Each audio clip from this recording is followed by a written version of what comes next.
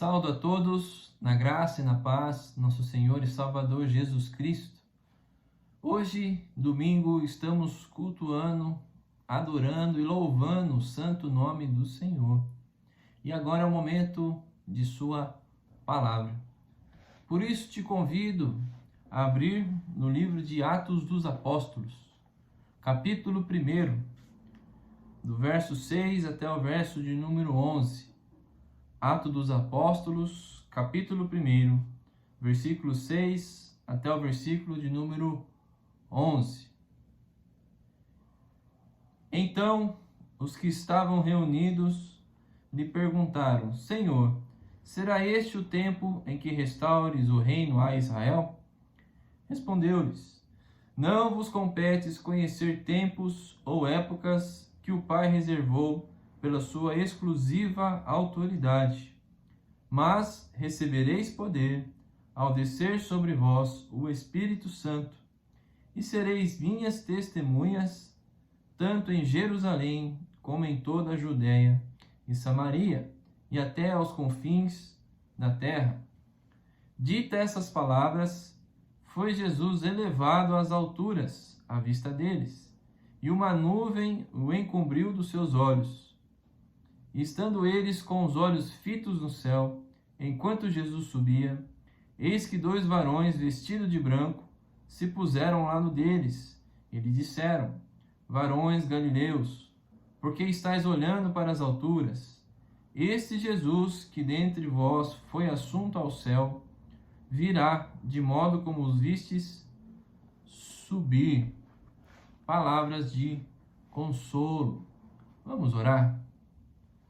Senhor nosso Deus, nosso amado Pai, fala ao nosso coração, fala aquilo que o Senhor desejar para as nossas vidas. Somos seus servos, ó Pai, e gostaríamos, ó Pai, de ouvir a sua voz e também de obedecer ao seu chamado. Por isso fala, em nome de Jesus. Amém. Na semana passada, comentamos o relato de Jesus aparecer aos discípulos quando eles estavam frustrados e voltaram à pescaria. Jesus aparece a eles dando um renovo de espírito. E Jesus então passa a ficar com eles por volta de 40 dias, ensinando tudo aquilo que precisava ser ensinado a respeito de sua igreja. Comentamos que diante das frustrações, diante das nossas desistências, Jesus reaparece em nossas vidas, dando um novo fôlego de vida. Por isso, hoje gostaríamos de, ainda na perspectiva da ressurreição de Jesus, Jesus está subindo aos céus. E antes dele subir aos céus, ele dá alguns avisos aos seus discípulos com respeito aos próximos dias. O que será dos próximos dias após a sua ascensão aos céus? Então os discípulos questionam: Jesus, era você o Cristo o tempo todo? Quando é que Israel voltará a ser uma potência? Quando é que será o tempo em que restaures o reino a Israel? Os discípulos caminharam com Jesus, tiveram toda a trajetória de sua missão em terra. Jesus ensinou esses discípulos, e diante da ascensão de Jesus, eles ainda acreditavam que Israel seria a maior potência, que Israel voltaria a ser um grande reino, como foi em Davi.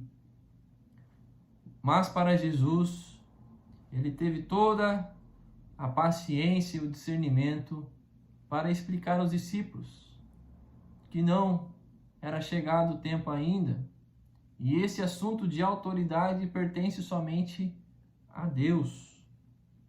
Não compete a nós, mas compete ao Pai.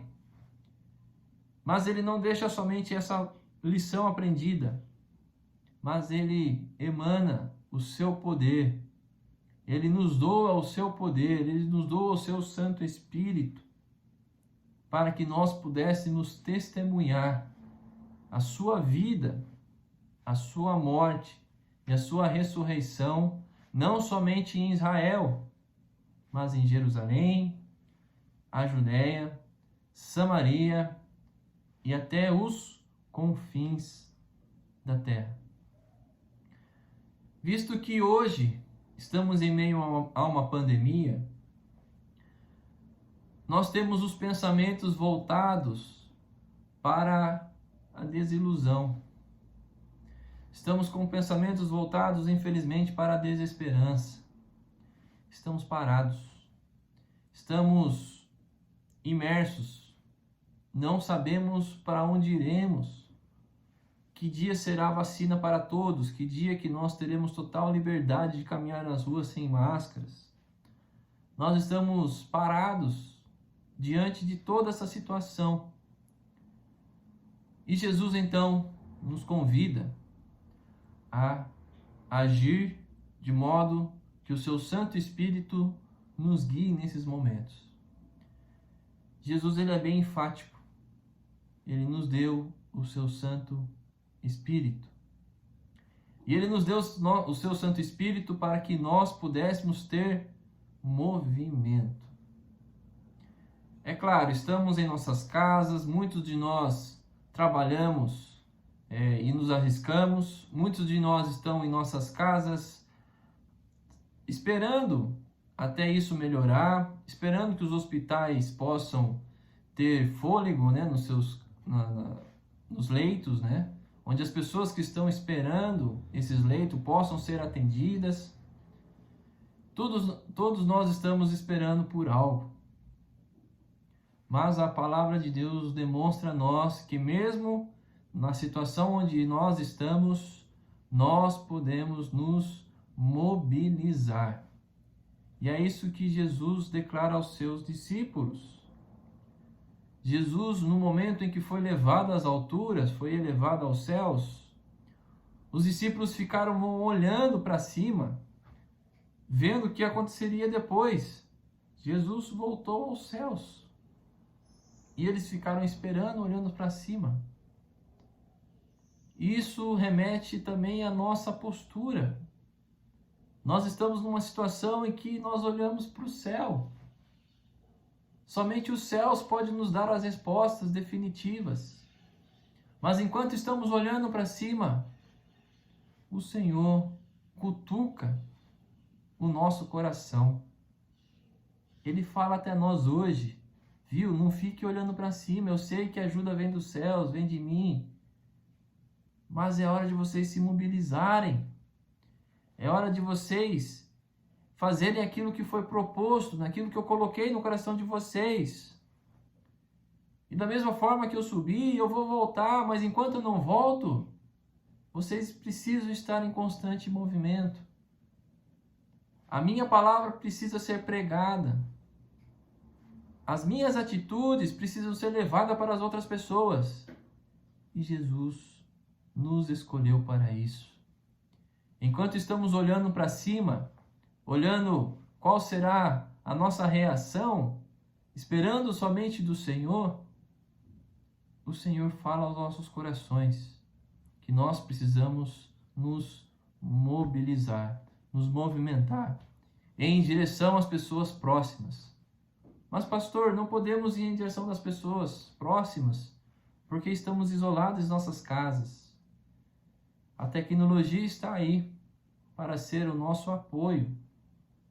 E também as nossas intenções nas orações também são válidas diante desse momento.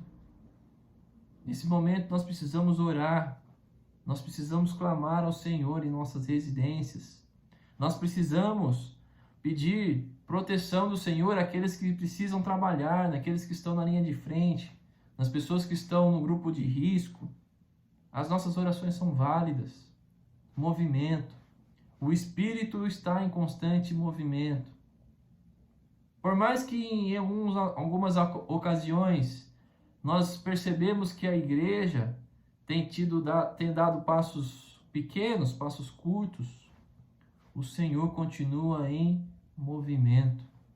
C.S. Lewis, ele brinca com a figura da Trindade, não uma brincadeira de banalização, muito pelo contrário, ele faz um leve toque de poesia na Trindade. Ele fala que a Trindade é um movimento, que são três seres que estão dentro de um compasso. Para quem estuda música conhece isso. E nesse compasso há uma dança, há um movimento, há um toque delicado dentre os três que se tornam um. E chega esse toque de vida, chega até nós. Essa delicadeza do seu amor chega aos nossos corações. Isso é movimento. Isso é determinação. Isso é mobilização. O Senhor continua fazendo o seu trabalho. Continua cumprindo a sua missão. Mas Ele nos chama. Por mais que a igreja esteja dando passos curtos, ainda a igreja reflete a glória do Senhor. Não precisamos mais ficar olhando para cima, esperando algo. O Senhor já nos mobilizou. O Senhor nos presenteou o seu Santo Espírito. O Senhor trouxe até nós a sua determinação, o seu exemplo, demonstrou em vida enquanto esteve aqui na terra, demonstrou o que precisa ser feito, quais são as pessoas que precisam ser alcançadas. O fôlego de vida precisa de movimentação. Quando nós estamos estagnados, infelizmente, acontecerá como aconteceu com o povo de Israel. Estagnação, sem movimentação, a vida já não tem mais sentido.